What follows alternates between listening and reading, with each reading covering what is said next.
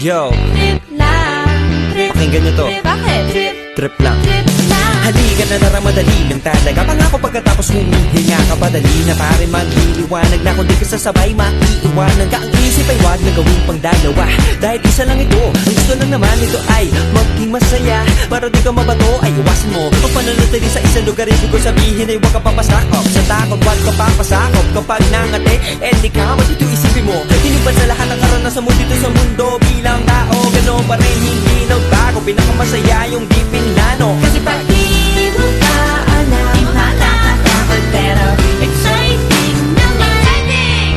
Yeah! Sumabay lang sibat na ng bahala. Oras at subukan lang di pa nagagawa. Minsan lang kaya magpakaligaya. Mag-enjoy, magsaya, walang mawawala. Trip, trip, trip, trip lang.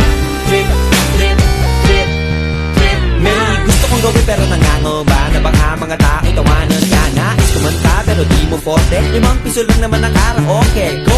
Basta sa bakanting lote. Joke! Galingan kahit konti. Kahit rip, bigay lahat sa ginagawa mo. Na sa ganun ay wala masabi ang ibang tao. Sa ginagalawa nating mundo ay maraming loko-loko. Hindi mo naman inaano. Ano ba talaga ang kailangan nyo? Siguro ang kulpit nyo rin. Hindi nyo lang magawang gawin. Kung ganyan na sakyan mo na lang, wag ka na mag-alala kung saan ka dadalhin.